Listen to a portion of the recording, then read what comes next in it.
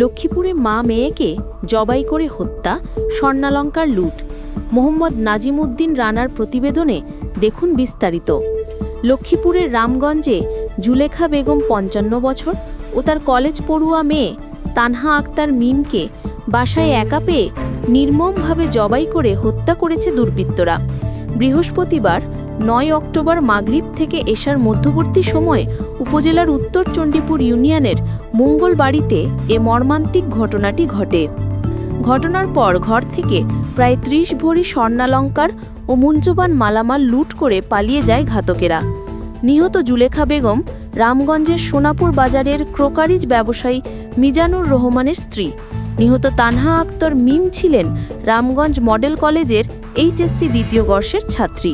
পরিবারের একমাত্র পুত্র ফরাদ হোসেন রাব্বি ঘটনার সময় তার বাবার সঙ্গে বাজারে ব্যবসা প্রতিষ্ঠানে অবস্থান করছিলেন। পুলিশ ও স্বজনদের বরাত দিয়ে জানা যায়, বৃহস্পতিবার সন্ধ্যায় বাড়িতে জুলেখা ও তার মেয়ে একা ছিলেন।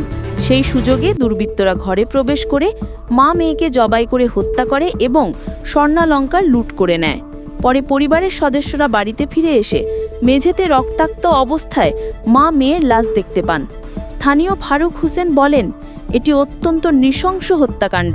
পুরো এলাকা এখন শোক ও আতঙ্কে আচ্ছন্ন।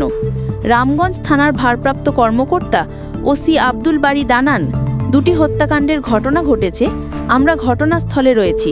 প্রাথমিকভাবে ধারণা করা হচ্ছে লুটপাটের উদ্দেশ্যেই এ হত্যাকাণ্ড সংঘটিত হয়েছে।